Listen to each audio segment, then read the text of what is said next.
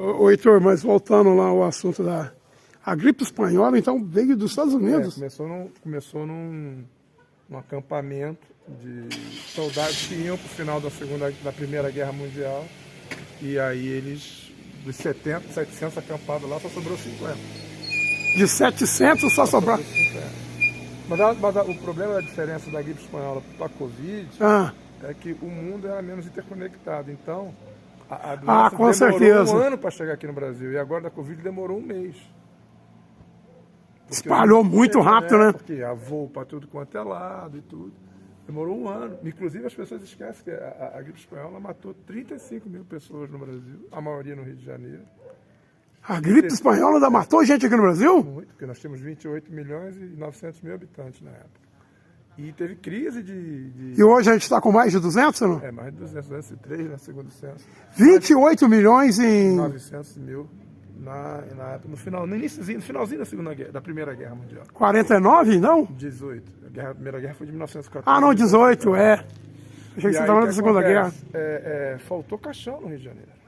Que loucura, As pessoas Heitor. tiravam, como o Rio de Janeiro nos anos 10, anos 20, era uma cidade de madeira, era Tóquio, na Segunda Guerra Mundial, as pessoas tiravam as tábuas do chão da casa para fazer caixão para enterrar a mãe, para enterrar a filha. Que As pessoas loucura, ficavam hein? sem piso em casa para enterrar, porque não tinha caixão para todo mundo. E o presidente da República na época morreu. Acho que é Nilo Peçanha. O presidente lá, não lembro agora o nome, acho que é Nilo Peçanha, né? Não sei, alguém lá, um deles lá do iniciozinho do século pegou, que estava no poder quando a gripe chegou aqui, acabou mais tarde falecendo por causa da gripe. Que coisa, hein, cara? Passaram um ano para chegar aqui, diferente, né? Era uma cidade... Porque o que faz se propagar é a interconexão, que na verdade é a gente que leva a doença para os outros. Só como não tinha tanta estrada, aquela coisa, ficou mais no litoral, São Paulo, Santos, ficou mais por aqui, as cidades mais povoadas. Então ninguém... Se morreu alguém de gripe espanhola no interior do Mato Grosso, de Goiás, foi muito pouco. Né? Demorou um ano para chegar aqui. Agora a Covid chegou em 15 dias. Muito rápido, né? Ô, Heitor, o pessoal antigamente então ia para a Europa de navio. Navio, vapor, 3 semanas de viagem. Quanto? 3 semanas de viagem, filho. Mas é confortável, não? Os navios eram... É o Lourenço, você gosta dele? Ele não sei quem na minha família andou de navio foi o meu avô. Aí minha mãe falou que era 18 dias de viagem, né? Só nós acontece essa história pra gente. O povo, você é tudo brasileiro mesmo, Heitor? Não. Sua mãe? Não, minha mãe meu pai mas os meus avós por parte de pai são portugueses. Eles fugiram lá. Meu avô tinha 2 fábricas de calçado em Portugal, o Salazar tomou dele e teve que vir pra cá. Ó. Aí veio fazer sapato aqui. Aí deixou a mulher dele lá, os filhos lá.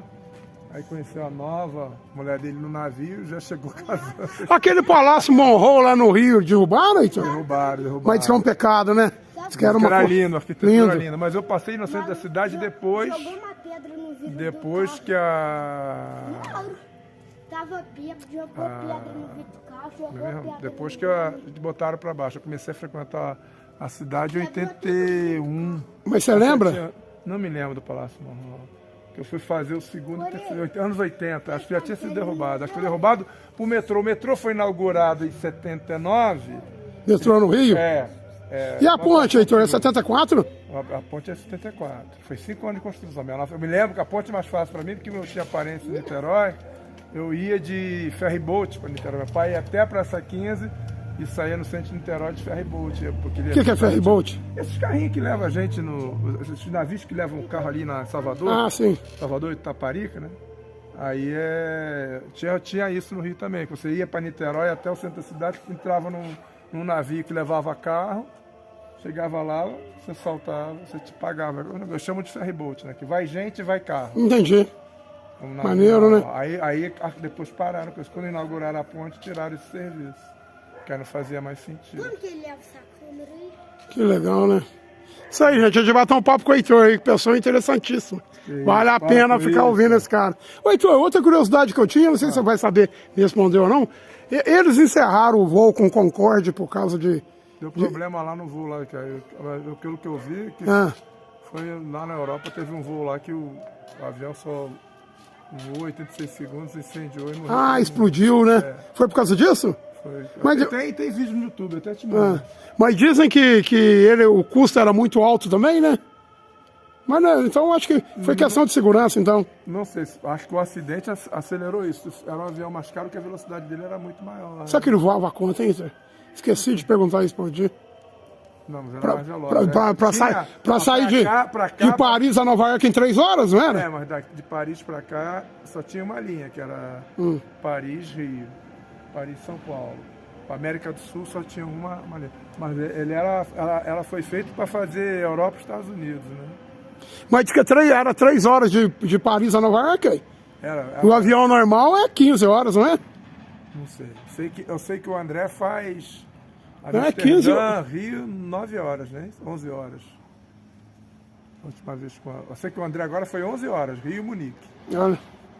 Que de Munique Ele tá aí no Brasil ainda ou não? Não, ele chegou dia 3 de junho e foi embora 4 Ele nem veio aqui, me Mas deixa que ele ia vir aqui. Não, ele tinha que renovar a CNH, ir ao dentista, tirar a nova identidade, tinha muito, levar o táxi dele daqui no IPEM. Estava cheio de serviço, cheio de encomenda. Aí agarrou tudo, né? Agarrou tudo, não teve chance de vir cá, não. Ele fala que vem ano que vem, Ju. Para ele agora, que mudou o sistema lá do restaurante dele, agora o mês mais fácil de viajar para ele é junho.